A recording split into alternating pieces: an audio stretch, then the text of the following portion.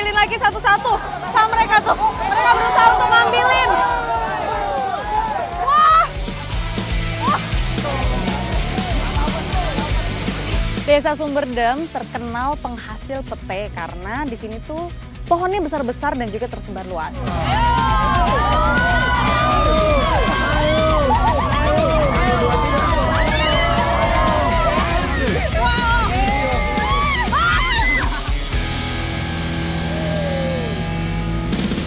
Jadi ini kita harus konsentrasi memilih jalurnya karena sulit sekali dilalui.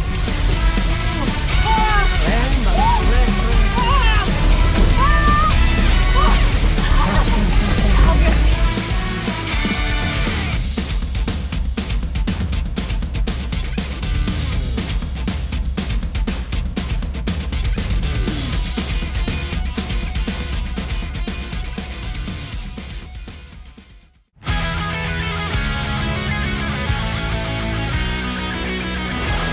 Pantai Tambak Rejo terletak di Desa Tambak Rejo, Kabupaten Blitar. Berjarak kurang lebih 30 km ke arah selatan kota Blitar. Setahun sekali pantai berpasir putih ini menggelar syukuran laut sebagai ungkapan terima kasih atas hasil laut selama setahun. Sekaligus harapan hasil yang baik di masa yang akan datang.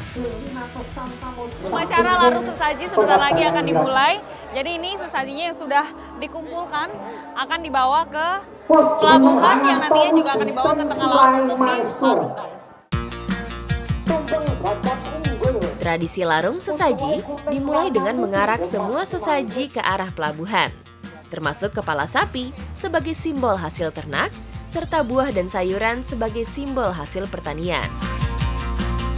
Kapal-kapal besar inilah yang biasa digunakan nelayan di sini untuk menangkap ikan selama beberapa hari di laut.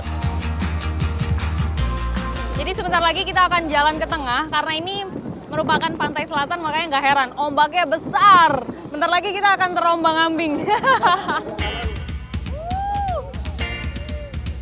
Upacara syukur laut biasa dilaksanakan pertengahan tahun, bertepatan dengan musim ombak tinggi. Tidak heran, acaranya cukup ramai karena kebanyakan nelayan tidak pergi melaut. Kapal-kapal yang di belakang tuh sudah ikut berputar bersama kita. Jadi memang sebelum ke tengah laut tradisinya kita harus berputar dulu. Kurang lebih selama 3 kali putaran baru nanti menuju ke tengah laut ramai-ramai. Seperti inilah ombak laut selatan saat sedang tinggi. Arak-arakan perahu kami dibuat berguncang kuat. Pelan-pelan Pak Sopir!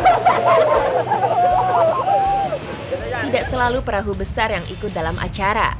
Warga yang lain bahkan menggunakan perahu kecil menembus ombak demi mengikuti kemeriahan acara syukur laut. Wah! Ini seru banget karena kapalnya semua berjejer dari ujung sebelah sana sampai ke sana. Kita berjalan berbaris bersama-sama menuju ke titik pelarungan ini nih, sesaji. Dan jaraknya itu sekitar 30 menit. Titik pelarungan sesaji tidak jauh dari rumpon milik nelayan. Ini kita sudah sampai di titik pelarungan. Sedang bersiap-siap untuk diturunkan ke bawah. Suasana seketika berubah menjadi riuh. Beberapa kapal mulai mendekat ke arah kami. Semua sudah bersiap untuk berebut sesaji yang akan dilarung ke laut.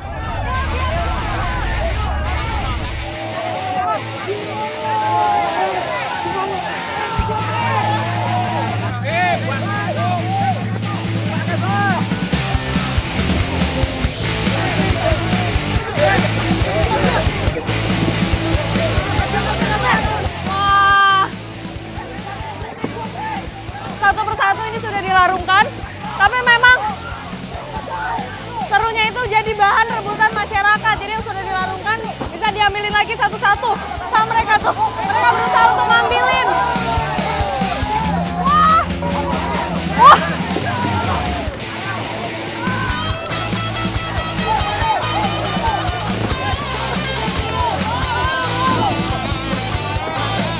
Semua warga sangat antusias. membawa pulang sesaji yang berhasil mereka dapat. Nih, hasil pelarungan yang tadi saya dapat nih, lumayan bisa dikalungin. Ini boleh dibawa pulang kan? Wow, boleh.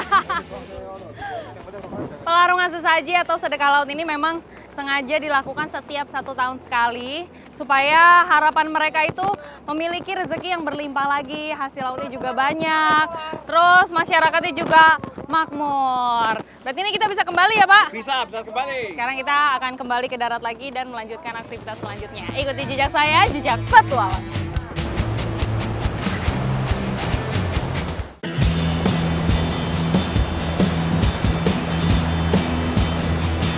Selesai mengikuti larung sesaji, perjalanan saya lanjutkan ke pasar ikan. Tidak jauh dari pantai. Hasil laut di Tambak Rejo ini memang banyak sekali variasinya. Nih kelihatan nih di depan saya udah berbagai jenis ikan. Ada ikan cakalang, ada barakuda, terus ada lagi ada ikan manyung, ada udang juga. Nah, pokoknya banyak sekali. Dan supaya memiliki nilai jual yang tinggi, di sini biasanya diolah menjadi ikan asap. Nah, saya penasaran nih, kira-kira seperti apakah ikan asapnya? Ikuti jejak saya, jejak petualang.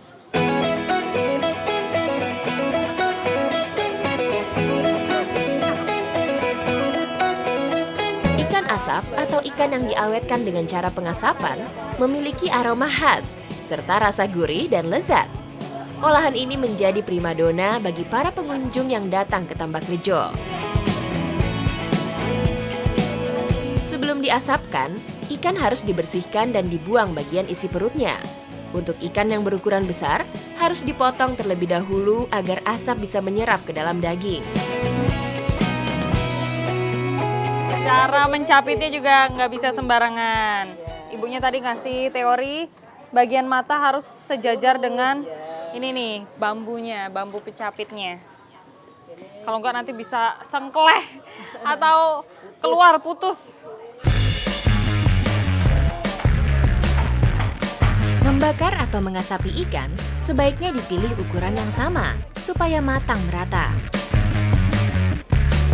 Di sini prosesnya ada 2, yaitu pemanggangan kemudian pengasapan. Apalagi ikannya yang besar-besar seperti ini. Membutuhkan waktu kurang lebih 10 menit aja, dia udah matang, habis itu bisa langsung diasapkan. Supaya rasanya lebih enak. Untuk ikan utuh atau daging berukuran besar, biasanya dimatangkan dengan cara dipanggang. Sedangkan daging potongan kecil cukup diasapi sampai daging berwarna kuning keemasan. Hanya membutuhkan waktu 5 menit. Nih, lihat udah kelihatan menguning dan artinya udah bisa diangkat. Cepet banget Pak prosesnya. Harga ikan asap dijual Rp2.500 per potong, sedangkan ikan utuh dijual Rp15.000 per ekornya. Nah ini setelah diangkat kelihatan di bawahnya itu ada tongkol jagung atau di sini bahasa Jawanya apa Pak? Janggul, janggel. Nah itulah yang membuat warnanya jadi kekuningan seperti ini. Asap dari pembakaran tongkol jagung lebih banyak dibandingkan dengan batok kelapa atau bahan yang lain. Gak afdol rasanya kalau saya cuma ikut manggang atau cuma ikut ngasepin aja. Karena abis ini saya mau nyobain juga nih, ngolah ikannya. Ikuti jejak saya, jejak petualang.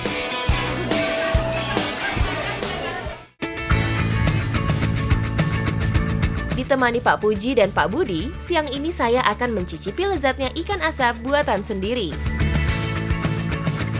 Bumbu sudah lengkap, tinggal dipotong tipis-tipis.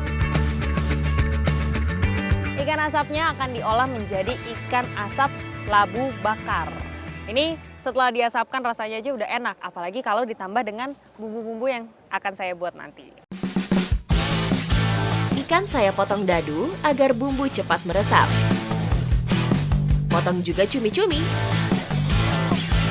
Saya menambahkan tempe busuk khas Jawa Tengah dan Jawa Timur agar masakan semakin nikmat.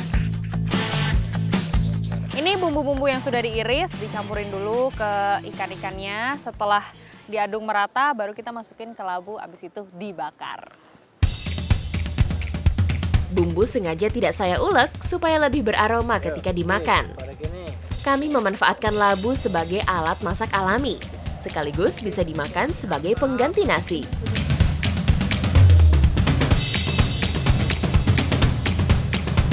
Ini berarti kita tunggu berapa lama Pak Puji? Ya sejaman lah. Karena memang labu ini punya daging yang tebal, jadi kita harus tunggu sampai dia berubah bentuk menjadi lebih lembek dagingnya. Dalam kondisi darurat, selain labu, bisa juga memanfaatkan pepaya muda sebagai alat masak pengganti panci. Ini labunya kita bakar tapi ditumpuk-tumpukin kayu bakar di bagian atasnya supaya matangnya nanti merata juga.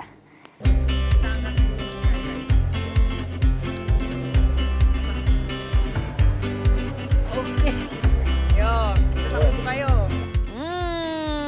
Udah jadi. Ayo Pak, ini tinggal kita santap aja. Jangan malu-malu, diambil. Bentar, saya lagi nyari nih, ikannya mana ya? Ini nih. Enak banget. Dagingnya empuk, terus ini ada kuah-kuahnya. Jadi airnya itu memang berasal dari labu yang dibakar, dia menghasilkan cairan seperti ini jadinya kuah, jadi semakin sedap.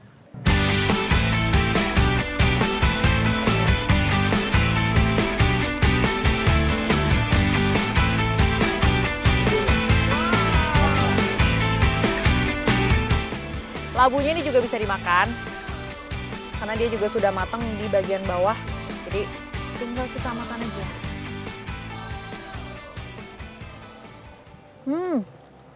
Enak Pak, masih anget.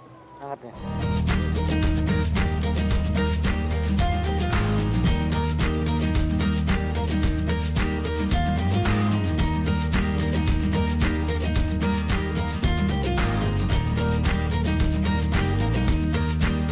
Istimewa sekali rasanya bisa mengolah hasil laut dipadu-padankan dengan labu.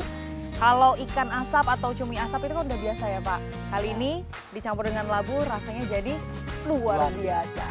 Ikuti jejak saya, Jejak Petualang.